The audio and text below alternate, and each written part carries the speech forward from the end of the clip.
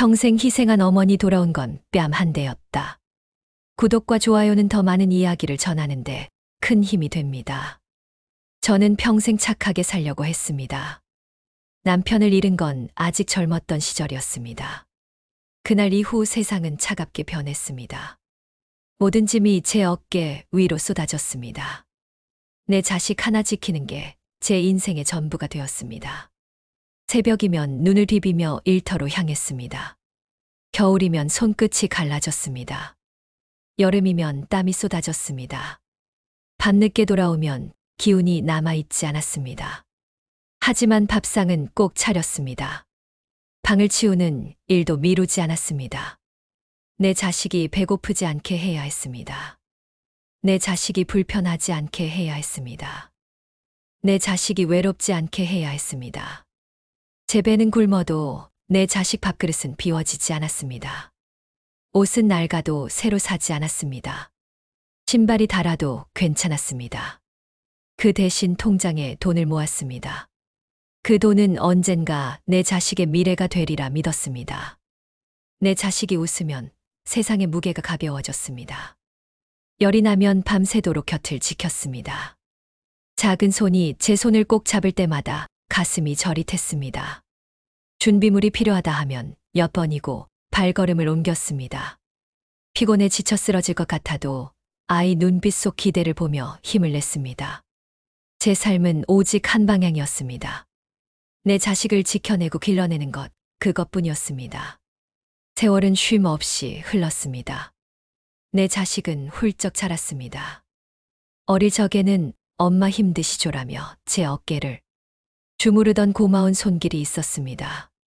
다른 또래처럼 반항하거나 집을 나가지 않았습니다. 조용히 곁을 지키며 엄마 덕분에 내가 있다고 말해주던 아이였습니다. 멀리 살아도 안부 전화를 잊지 않았습니다. 엄마 건강 괜찮으세요라는 한마디가 제 삶의 위로였습니다. 그 목소리 하나로 하루의 피로가 사라졌습니다. 그렇게 평생을 바쳐 키워온 내 자식이 결혼한다 말했습니다. 그 소식을 들었을 때 저는 가슴이 벅차올랐습니다. 이제 내 자식도 혼자가 아니구나. 드디어 자기만의 삶을 살아갈 수 있구나. 저는 마음속으로 다짐했습니다. 앞으로는 매달리지 말자. 이제는 지켜보기만 하자. 처음 만난 며느리는 공손했습니다. 조용히 인사하며 머리를 숙였습니다. 작은 목소리였지만 예의를 담고 있었습니다. 저는 그 모습에 안도했습니다. 이 아이라면 내 자식을 따뜻하게 챙기겠구나. 내가 못해준 부분을 함께 채워주겠구나. 결혼식 날은 제 인생에서 가장 빛나는 날이었습니다. 많은 사람들 앞에서 저는 말했습니다. 내 자식이 드디어 행복한 가정을 꾸리게 되었다고. 그날 밤 저는 혼자 눈물을 흘렸습니다. 그 눈물은 슬픔이 아니라 감사였습니다. 고생이 헛되지 않았음을 느꼈습니다. 그러나 행복은 오래 가지 않았습니다. 결혼 후 몇 달이 지나자 작은 균열이 보였습니다. 내 자식의 목소리가 달라졌습니다. 예전처럼 따뜻하지 않았습니다. 대화는 짧아졌습니다. 한참을 통화하던 내 자식이 10분도 되지 않아 전화를 끊었습니다. 말끝마다 서둘러야 한다는 기색이 묻어났습니다. 저는 스스로를 달랬습니다. 바쁘겠지. 신혼이니 그럴 수 있겠지. 하지만 마음속 깊은 곳에는 불안이 자라났습니다. 며느리 역시 달라졌습니다. 어머니 자주 뵙고 싶다 했지만 만나자는 제안은 번번이 피했습니다.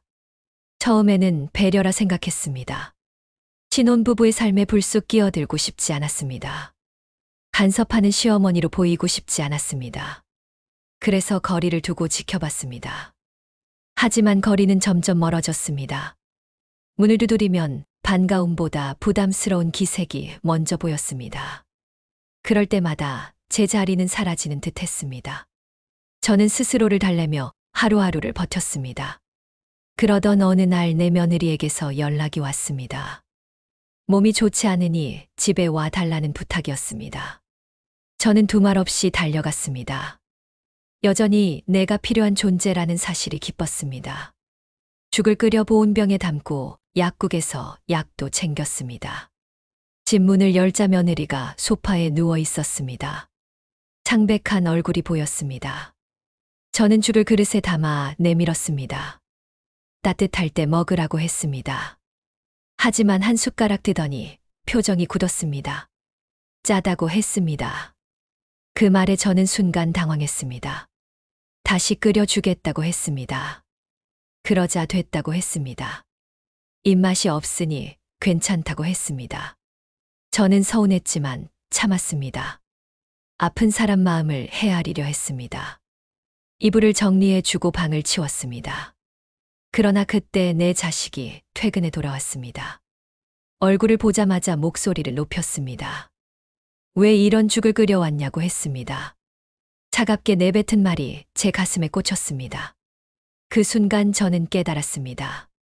내가 하는 모든 일이 이제는 간섭이라 불린다는 걸. 내가 주는 마음조차 거부된다는 걸. 저의 진심은 그렇게 짓밟혔습니다. 그날 이후 저는 달라진 공기를 느꼈습니다. 평범했던 대화는 사라졌습니다. 침묵만 남았습니다. 차가운 공기가 집안에 가득 찼습니다. 며느리의 눈빛은 낯설었습니다. 내 자식의 표정은 무표정으로 굳어갔습니다. 작은 일에도 다툼이 생겼습니다. 사소한 말 한마디가 불씨가 되었습니다. 저는 괜찮은 척했지만 마음속은 무너져 내렸습니다. 그리고 결국 그날이 찾아왔습니다. 내 자식이 제 앞을 가로막았습니다. 이제는 우리 일에 끼어들지 말라 했습니다. 그냥 내가 다 알아서 할 테니 신경 끄라고 하면서. 신경질적인 화풀이를 나에게 하면서. 그리고 믿을 수 없는 행동을 했습니다. 손바닥이 제 뺨을 때렸습니다. 얼굴에 남은 붉은 자국보다 마음의 상처가 더 깊었습니다. 그날 저는 알았습니다. 내 자식은 더 이상 제 곁에 서 있지 않다는 걸. 그날 이후 저는 집에 돌아와 거울을 봤습니다.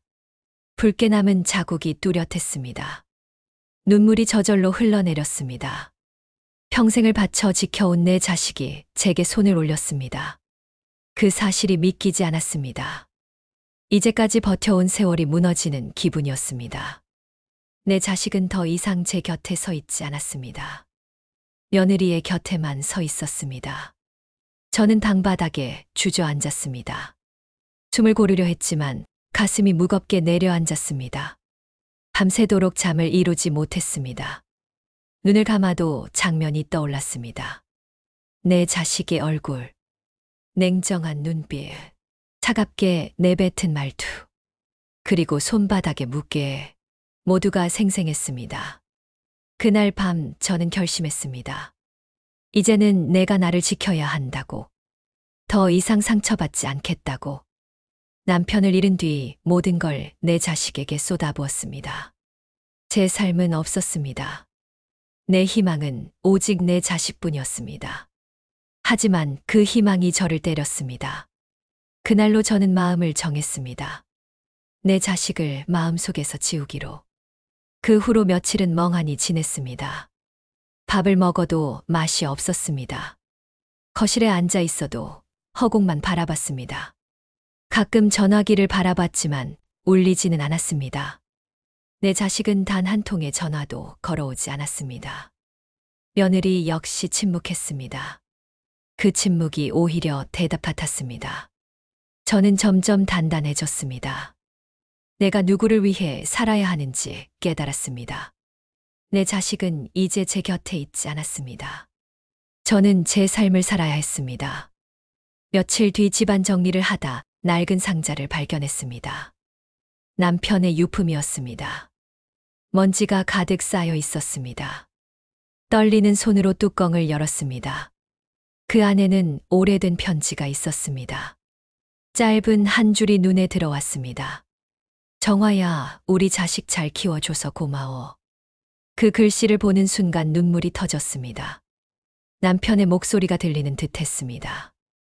나는 잘하고 있는 걸까? 그 의문이 가슴속에서 솟구쳤습니다.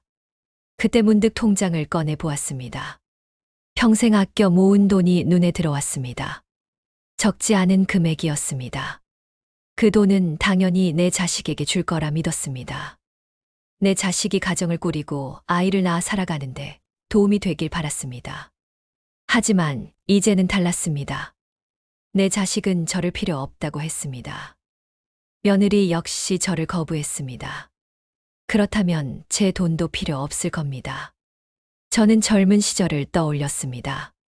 회사를 다니며 매일같이 일했습니다. 아침부터 밤까지 사무실에 앉아 있었습니다. 눈이 피로에 젖어도 허리가 아파도 버텼습니다. 동료들이 떠나도 저는 자리를 지켰습니다. 승진해서 밀려도 묵묵히 일했습니다. 그렇게 흘린 세월이 제 통장에 쌓여 있었습니다. 제 몸을 갈아 넣어 번 돈이었습니다. 이 돈을 다시 내 자식에게 준다는 게 무슨 의미가 있을까? 저는 고민했습니다. 그러다 결심이 섰습니다. 이 돈은 내 자식에게 가지 않아야 한다. 다른 의미 있는 곳에 쓰여야 한다. 돈의 목매는 가족에게 줄 수는 없었습니다. 제가 평생 일해서 모은 돈입니다. 이제는 제 의지대로 쓰고 싶었습니다. 며칠 뒤 저는 관련 기관에 전화를 걸었습니다. 큰 금액을 기부하고 싶다고 말했습니다. 상담원은 놀란 듯 잠시 말을 잇지 못했습니다. 정말 감사하다는 대답이 돌아왔습니다. 며칠 뒤 담당자가 집으로 찾아왔습니다. 조용히 앉아 절차를 설명해 주었습니다. 저는 고개를 끄덕이며 서류를 확인했습니다. 마음속에 단단한 벽이 세워지는 느낌이었습니다. 내 자식에게 배신당한 그날의 상처가 저를 움직였습니다. 이제는 후회하지 않을 길을 가야 했습니다.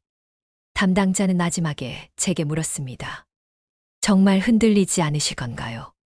저는 단호하게 대답했습니다. 네, 절대 흔들리지 않을 겁니다. 이제 제 마음은 가벼워졌습니다.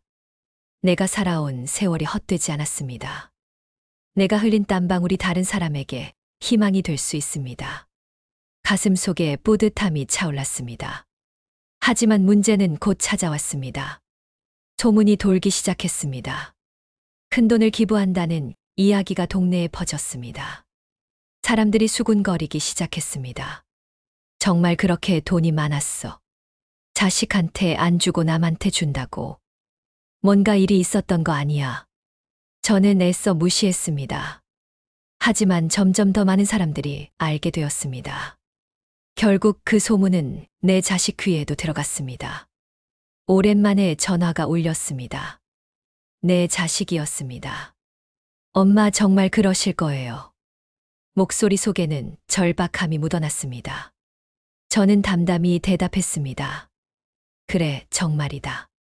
내 자식은 울먹이며 말했습니다. 그 돈은 원래 저한테 주려던 거 아니었어요. 내 돈 내가 어디에 쓰든 내 자유다. 저는 단호히 말했습니다. 그 순간 내 자식의 목소리가 떨렸습니다. 엄마, 그때는 제가 화가 나서 그랬던 거예요. 미안하다고 했습니다. 하지만 저는 차갑게 대답했습니다. 미안하다고 해서 달라지는 건 없다. 통화는 그렇게 끝났습니다.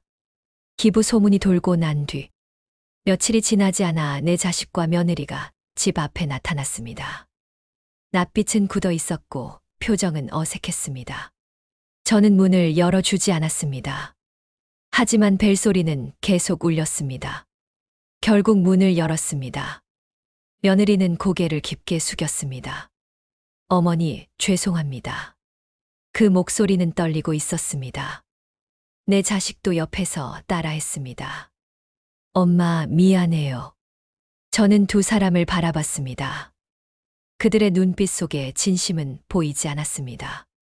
거실에 앉자마자 며느리가 눈물을 글썽였습니다. 어머니, 제가 너무 무례했습니다. 그날 이후 많이 반성했습니다. 저는 대답하지 않았습니다. 그 침묵 속에서 며느리의 목소리가 더 떨렸습니다. 저는 마음속으로 생각했습니다. 이 사과가 진심일까? 아니면 돈 때문일까? 내 자식이 갑자기 말을 꺼냈습니다.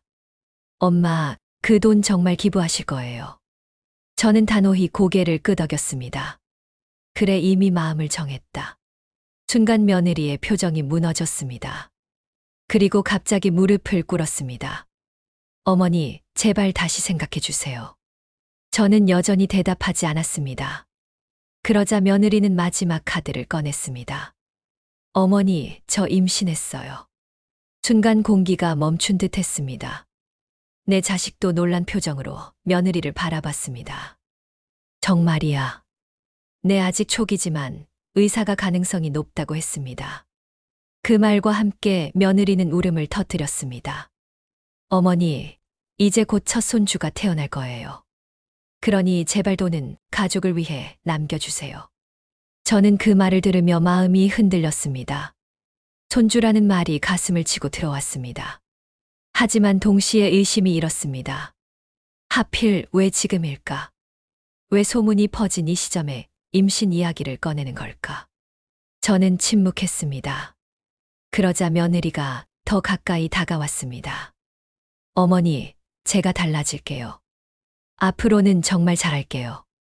어머니, 친어머니처럼 모실게요. 그 목소리는 간절해 보였습니다. 하지만 눈빛 깊은 곳에 다른 기색이 숨어 있었습니다. 그 순간 저는 느꼈습니다. 이건 계산된 연기라는 걸. 내 자식은 옆에서 말했습니다. 엄마, 우리에게 한 번만 기회를 주세요. 이제 우리도 가정을 꾸렸잖아요. 앞으로 아이도 생길 거고요. 저는 천천히 고개를 저었습니다. 이미 늦었다. 며느리의 울음은 점점 커졌습니다. 눈물은 바닥에 떨어졌습니다. 그 소리가 제 귀에 크게 들렸습니다. 하지만 제 마음은 움직이지 않았습니다. 그때였습니다. 며느리가 고개를 숙인 채 중얼거렸습니다.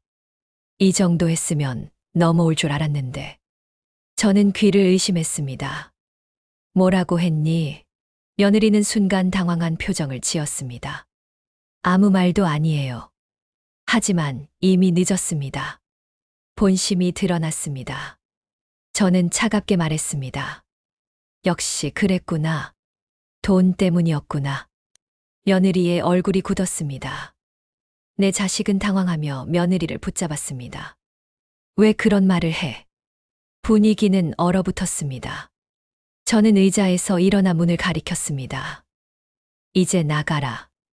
내 자식은 울먹이며 말했습니다. 엄마, 제발 한 번만 용서해 주세요. 그 울음에도 저는 흔들리지 않았습니다. 문은 천천히 닫혔습니다. 현관 밖에서 두 사람의 목소리가 들렸습니다. 어머니, 제발이요. 문을 두드리는 소리가 이어졌습니다. 하지만 저는 대답하지 않았습니다. 손바닥이 닿았던 뺨의 열기가 아직도 남아 있었습니다. 그 상처가 저를 붙잡고 있었습니다. 저는 거실 불을 끄고 조용히 앉았습니다. 어둠 속에서 생각했습니다. 내 자식은 이미 가족이 아니라고. 그리고 며느리 역시 가족이 될 수 없다고. 그날 밤 저는 더 단단해졌습니다. 돈을 지켜야겠다고. 내 자식과 며느리가 아닌 진짜 필요한 곳에 써야겠다고. 그날 이후 저는 마음을 단단히 먹었습니다. 더는 흔들리지 않으려면 확실한 절차가 필요했습니다. 저는 변호사 사무실을 찾았습니다. 낯선 공간에 앉아 숨을 고르니 가슴이 뛰었습니다. 변호사가 조용히 물었습니다. 어떤 일로 오셨습니까? 저는 차분히 대답했습니다. 평생 모은 재산을 정리하려 합니다. 내 자식에게는 물려줄 생각이 없습니다. 변호사의 눈빛이 잠시 흔들렸습니다. 사연을 설명해 주실 수 있을까요? 저는 그동안 있었던 일을 차근차근 말했습니다. 내 자식의 차가운 말투, 며느리의 무례한 태도, 그리고 결국 내 뺨을 때렸던 순간까지. 변호사는 고개를 끄덕였습니다.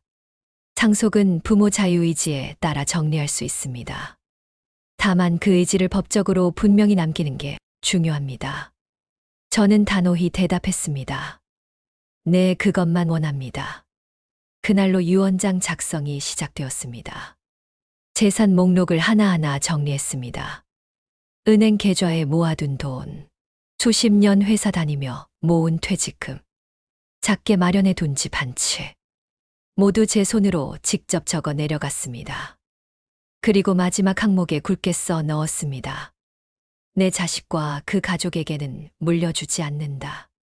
재산은 내가 선택한 곳에 사용한다. 이 결정은 오직 나의 의지다. 변호사는 확인하며 고개를 끄덕였습니다. 이제 공증 절차만 남았습니다. 공증인 앞에 앉아 제 서류를 내밀었습니다. 내 손에 펜이 쥐어졌습니다. 한 획 한 획 사인을 하며 가슴이 떨렸습니다. 그러나 동시에 마음이 가벼워졌습니다. 서류에 도장이 찍히는 순간 저는 속으로 다짐했습니다. 이제 누구도 흔들 수 없다. 이제 내 뜻은 법적으로 완전히 보장된다. 사무실을 나오며 하늘을 올려다봤습니다. 맑은 하늘빛이 제 마음을 비추는 듯 했습니다. 그 길로 집으로 돌아왔습니다. 거실에 앉아 깊은 숨을 내쉬었습니다. 이제 내 자식이 아무리 찾아와도 나는 흔들리지 않을 것입니다. 내가 번 돈은 내가 정한 곳에 쓰일 것입니다. 평생 회사에서 쏟아부은 세월, 흘린 땀방울에 묻게 그 의미를 지킬 수 있다는 게 무겁지만 동시에 뿌듯했습니다. 하지만 그날 밤 집 앞이 소란스러워졌습니다. 내 자식과 며느리가 다시 찾아왔습니다. 목소리가 다급했습니다. 엄마, 문 좀 열어주세요. 어머니, 제발 이야기만 들어주세요. 저는 문을 열지 않았습니다. 창문 너머로 보이는 두 사람의 그림자만 바라봤습니다. 이미 모든 절차는 끝났다. 이미 모든 건 확정되었다. 저는 스스로 중얼거렸습니다. 흔들리지 마라. 너는 이미 결심을 끝낸 사람이다. 그날 밤 제 마음은 이상할 만큼 고요했습니다. 내 자식과 며느리는 다시 찾아왔다. 이번에는 목소리가 거칠었다. 엄마, 왜 우리를 버리세요? 어머니, 이건 가족을 부정하는 겁니다. 저는 단호히 대답했다. 이미 모든 절차는 끝났다. 내 자식은 울부짖었다. 엄마, 정말 이럴 거예요. 며느리는 바닥에 무릎을 꿇었다. 어머니, 제발요. 임신했어요. 하지만 저는 눈빛을 피하지 않았다. 이제 흔들리지 않는다. 그 순간 내 자식이 소리를 질렀다. 엄마, 후회하게 될 거예요. 공기는 싸늘하게 얼어붙었다. 저는 마지막으로 말했다. 이제 돌아가라. 그날 밤 집은 조용했지만 제 마음은 무겁게 흔들리고 있었다. 그날 이후로도 내 자식은 찾아왔다. 그러나 사과는 없었다. 오히려 목소리는 점점 더 거칠어졌다. 엄마, 돈을 왜 남한테 주냐고. 엄마, 그래도 자식인데 버릴 거냐고. 저는 대답하지 않았다. 이미 말할 힘조차 없었다. 며느리 역시 변하지 않았다. 눈물로 매달리다가도 금세 차갑게 돌변했다. 모든 말 속에 돈 냄새가 배어 있었다. 저는 더 이상 기대하지 않았다. 그들이 변할 거라 믿지 않았다. 시간은 흘렀다. 집은 조용했지만 제 마음은 늘 무거웠다. 밤마다 남편 사진 앞에 앉았다. 내가 잘한 걸까? 내가 너무 단호했던 걸까? 아무리 생각해도 답은 없었다. 다만 한 가지는 분명했다. 내 자식은 끝내 정신을 차리지 못했다는 것. 그 사실이 제 가슴을 찢었다. 결국 저는 하늘 안고 살아가야 했다. 평생을 바쳐 키운 내 자식이지만 마지막까지 저를 이해하지 못한 채 남았다. 웃음보다 한숨이 많아졌다. 눈물보다 고요가 깊어졌다. 저는 그렇게 늙어갔다. 가슴에 남은 하늘 껴안은 채. 나는 지금에서야 깨닫는다. 내 자식이 이렇게 된 건 어쩌면 내 탓일 수도 있다는 것을. 나는 평생 내 자식의 성공만 바랐다. 좋은 학교 다니고 좋은 직장 얻기를 바랐다. 돈 걱정 없이 살기를 바라며 모든 걸 쏟아부었다. 하지만 정작 중요한 걸 놓쳤다. 사람의 됨됨이, 남을 존중하는 마음, 부모를 향한 예의. 나는 그것을 가르치지 못했다. 그저 열심히 공부하고 열심히 일하라고만 했다. 그래서 결국 내 자식은 성공 대신 욕심만 크게 자랐다. 그 사실이 내 가슴을 찢었다. 나는 후회했다. 이 아이가 잘 되길 바라기 전에 인성부터 바로 가르쳤어야 했다고. 그 후회는 평생 지워지지 않을 것이다. 나는 가슴에 하늘 안고 살아간다. 감사합니다. 구독과 좋아요는 영상 제작에 큰 힘이 됩니다.